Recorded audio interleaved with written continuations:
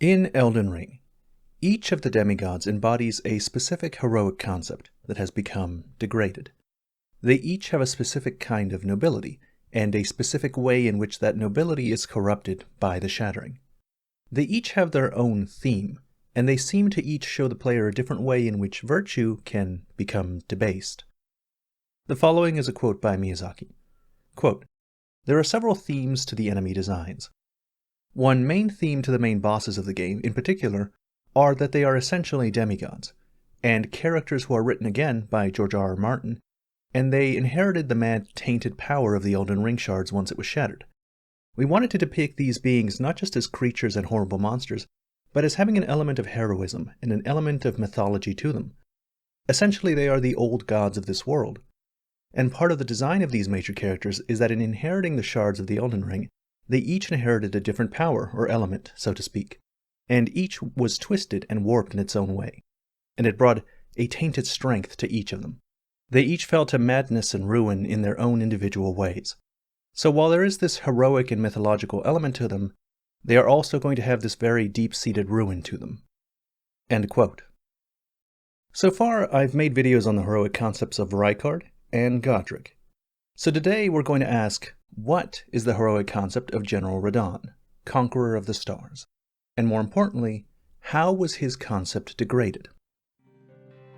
I say more importantly, because Radahn poses an interesting challenge to the lore nerd. For the demigods I've thus far covered, Rykard and Godric, their degradation was obvious. The point of those videos was trying to find the residue of heroism behind the very clear greed and envy. But for Radahn, the heroism is front and center. You can't get away from it. Every single item description or dialogue related to Radahn mentions him with reverence or respect. Not only was he known as the mightiest of all demigods, it seems clear he had a lot of charisma too. His men venerated him so much that they stayed in Caelid to fight off the rot, and the knight Jaren, the man who organized the Radahn festival, gave up his nomadic lifestyle and swore an oath of honorable death with Radahn. And not only that, the man was probably a genius, having mastered gravity magic from an alabaster lord in his youth. He's so awesome, he's so heroic, that it's hard to pinpoint exactly what his concept could be, much less how that concept becomes warped. Many will point out the humiliating state that the Scarlet Rot put him in, but that's not good enough because that alone does nothing to taint his heroism. If anything, it makes him more of a hero, not less, since even in his madness he still hasn't turned on his horse, or released the stars from their shackles. Radahn is widely known to be awesome and heroic, but none of it seems to point to a pattern of specific beliefs or a way in which he fails decisively. But even so, I do think I found what his heroic concept is, and just like the other demigods, it precipitated his undoing. Radahn's heroic concept is that he's a Lord of Cinder. Not literally, of course, that title is reserved for Dark Souls, but he is in the same vein, he represents the same kind of thing. In Dark Souls, the Lords of Cinder are people who choose to link the fire and revivify the first flame. They inherit the will of the past and perpetuate the existing order in a new form. They, like the champions of old, have determined that fire is something worth maintaining. The goal of the Lords of Cinder fundamentally is to preserve. With that in mind, let's look at Radahn. Radahn is someone who admires and venerates past heroes. His lion's armor description read, "The golden lion is said to symbolize Godfrey, the Elden Lord, and his beast regent Serosh. From his youngest years, Radahn was naturally captivated by the Lord of the battlefield." Radahn's red mane helmet item description reads, "Radahn inherited the furious, flaming red hair of his father Radahn, and is fond of its heroic implications. I was born a champion's cub. Now I am the Lord of the battlefield's lion." Radahn is the son of Radahn, the second Elden Lord, and views his red hair as a symbol of his lineage. He also admires Godfrey, the first Elden Lord, and wears golden armor representing Godfrey's lion.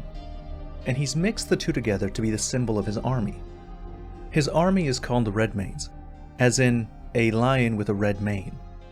Radahn is a big nerd, and his goal in the Shattering, presumably, is to join his childhood heroes in inheriting the title of Elden Lord, thus preserving the Golden Order.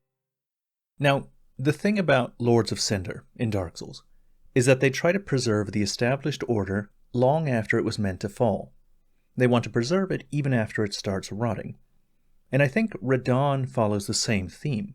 He seems similarly obsessed with preserving the past and resisting inevitable change. And this, I think, is the real source of his failing. For example, look at the thing he's best known for, his horse, Leonard. He learned gravity magic so he could reduce his weight and never have to abandon his beloved but scrawny steed. This fact endears everybody to Radahn.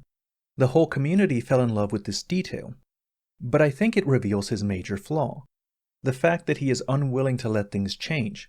He'd rather change the laws of physics than get a bigger horse. The same thing happens when he challenged the stars. There's a stone monument in Caelid that says, "The stars scourge conflict.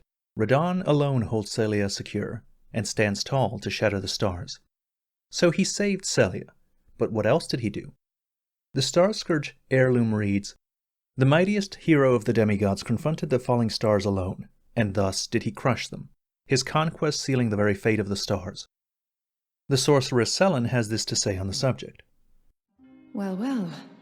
Celevis is not a name I ever wanted to hear again. But fine. If it will help you, my apprentice, I offer my knowledge. The stars alter the fate of the Carian royal family, and the fate of your mistress, Rani. But long ago, General Radahn challenged the swirling constellations, and in a crushing victory arrested their cycles. Now he is the force that repulses the stars. If General Radahn were to die, the stars would resume their movement, and so too would Rani's destiny.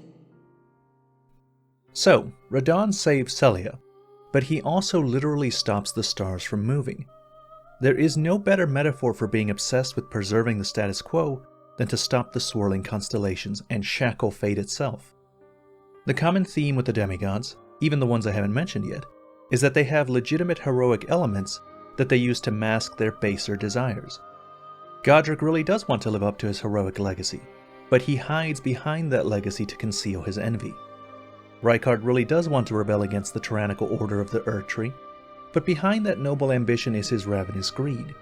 And Radahn really does love his horse and wants to save the town of Celia. But I think his real motivation, his tainted motivation, is his resistance to change, his admiration of a glorious past, and his dedication to an order that cannot truly be fixed. That's why he reminds me so much of those who link the fire, the Lords of Cinder.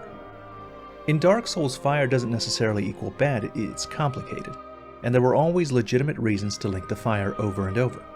Similarly here, wanting to preserve and perpetuate a golden past is a virtue, but it's a virtue taken to such an extreme it becomes a vice.